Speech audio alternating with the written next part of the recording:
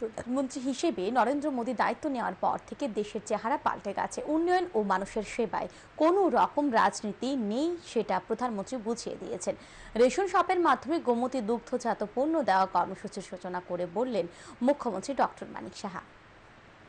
BJP I-50 জোট সরকার ক্ষমতায় আসার পরে ন্যায্য মূল্যের দোকানের মাধ্যমে নতুন নতুন বিভিন্ন পণ্য দেওয়া শুরু হয়। এখন তেল মশলা থেকে শুরু করে নিত্য প্রয়োজনীয় জিনিস রেশনের মাধ্যমে রাজ্যের মানুষকে দেওয়া হচ্ছে। এবার গোমতী ডায়েরির দুগ্ধজাত পণ্য ভর্তুকিতে রেশনের মাধ্যমে দেওয়ার সিদ্ধান্ত নেওয়া হয়। পাইলট প্রজেক্ট হিসেবে প্রথম ধাপে আগরতলা শহরের 15টি রেশন শপের মাধ্যমে দেওয়ার সিদ্ধান্ত হয় কিছুদিন আগে। সেই মতো শুক্রবার এই কর্মসূচির উদ্বোধন হয়। এদিন সদরের প্রগতি বিদ্যা ভবন সংলগ্ন সদরের 61 নম্বর রেশন শপে এর সূচনা হয়। মুখ্যমন্ত্রী ডক্টর মানিক সাহা এর উদ্বোধন করেন। অনুষ্ঠানে উপস্থিত ছিলেন খাদ্যমন্ত্রী সুশান্ত চৌধুরী, সমবায় মন্ত্রী শুক্লাচরণ নোয়াতিয়া, আগরতলা পুর নিগমের mayor Dipak Majumdar, Gomati cooperative milk ইউনিয়নের চেয়ারম্যান রতন ঘোষ সহ বিশিষ্টজনেরা। অনুষ্ঠানে মুখ্যমন্ত্রী বলেন, আগে দুর্নীতির সরকার দেখেছে সকলে, কিন্তু এর থেকে বেরিয়ে একটা সরকার কিভাবে চালাতে হয়, দেশকে কিভাবে সামনের দিকে এগিয়ে নিয়ে যেতে হয় সেটা বোঝা গেছে নরেন্দ্র মোদী প্রধানমন্ত্রী হওয়ার পরে। মুখ্যমন্ত্রী এদিন বলেন, প্রধানমন্ত্রী বারবার বলেছেন উত্তর পূর্বাঞ্চল যদি উন্নয়ন না হয় তাহলে ভারতবর্ষের উন্নতি হবে না। প্রধানমন্ত্রীর অ্যাক্ট ইস্ট পলিসিতে ত্রিপুরা সবচেয়ে বেশি লাভবান। ত্রিপুরাকে তিনি হীরা মডেল দিয়েছেন।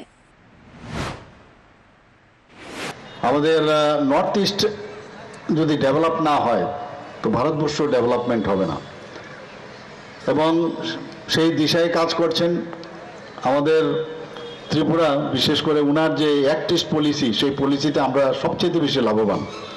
আমাদের এখানে উনি হীরা মডেল দিয়েছেন।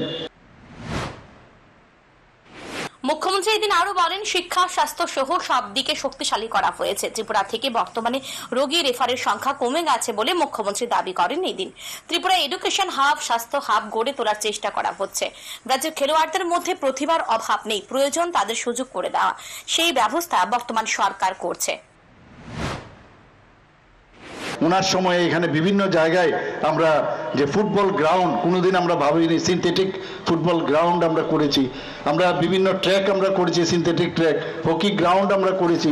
আমরা এখানে সুইমিং পুল, আমরা নতুন নতুন সুইমিং পুল করছি, যাতে আমাদের ছেলেমেয়েরা, কারণ আমাদের ট্যালেন্টের অভাব নেই, খালি তাদের সুযোগ দেওয়া, সেই ব্যবস্থা আমরা করছি।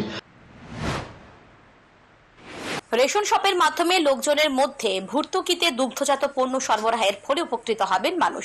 আগামী দিনে রাজ্যের অন্যান্য জায়গায় এই পরিষেবা যাতে পৌঁছে দেওয়া হয় সেটাই চাইছেন মানুষ। Bureau report, news today.